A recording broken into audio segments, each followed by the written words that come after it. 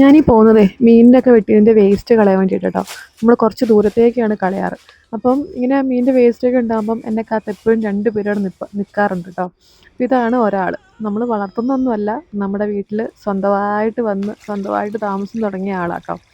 അപ്പം അവന് വേണ്ടിയിട്ടാണ് ഞാനിപ്പോൾ ഈ വേസ്റ്റ് ഇട്ട് കൊടുത്തത്. അതേപോലെ നമ്മൾ മീനൊക്കെ വെട്ടുമ്പോൾ എപ്പോഴും ഒരു കാക്കയും വരാറുണ്ട് കേട്ടോ. സ്ഥിരമായിട്ട് വരുന്നതാണ് ആ കാക്ക. എവിടുന്നെങ്കിലും പറന്നെത്തും. അപ്പം ഇപ്പം നമ്മുടെ ഈ പൂച്ച ഗർഭിണിയാട്ടോ.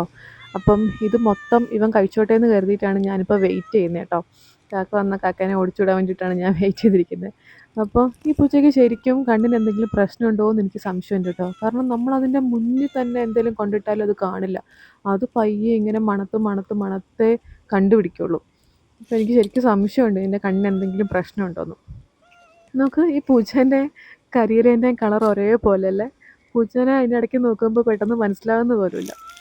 എന്തൊക്കെയാണെങ്കിലും പിന്നെ ഇതിൻ്റെ വാലും ഇല്ല കേട്ടോ.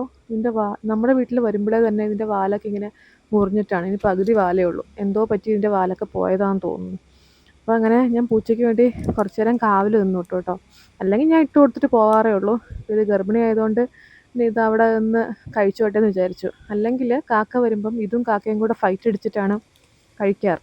അപ്പോൾ പിന്നെ ഫൈറ്റിന് വിടണ്ട, ഇത് കഴിച്ചോട്ടെ എന്ന് വിചാരിച്ചു. പിന്നെ അതൊക്കെ കഴിഞ്ഞ് ഞാൻ പോന്നു കേട്ടോ. പോന്നപ്പോഴാണ് നമ്മുടെ കൊക്കയിൽ നിറയെ കൊക്കയൊക്കെ ആയി നിൽപ്പുണ്ട്. അപ്പോൾ അതിൽ ഒരെണ്ണമൊക്കെ നന്നായിട്ട് പഴുത്ത് നിൽപ്പുണ്ട് കേട്ടോ. അപ്പോൾ പിള്ളേർക്ക് ഇതൊക്കെ ഭയങ്കര ഇഷ്ടമാണ് കേട്ടോ, ഇതിങ്ങനെ കഴിക്കാനൊക്കെ. അപ്പോൾ അവർ വന്നിട്ട് വേണം ഇത് പറിക്കാനായിട്ട്. പറിക്കാൻ കുറച്ച് പാടാണ്. നമ്മൾ തൊട്ടേക്ക് എടുത്ത് കുത്തി കുത്തി കുറേ കുത്തിയാലേ ഇത് ചാരുള്ളൂ. ഭയങ്കര സ്ട്രോങ് ആണ് ഇതിൻ്റെ ഞെട്ട്. ഇന്നത്തേക്ക് അത്രയേ ഉള്ളൂ. വേറൊരു വീഡിയോയിലൂടെ നമുക്ക് വീണ്ടും കാണാം. അതുവരേക്കും ബൈ ബൈ.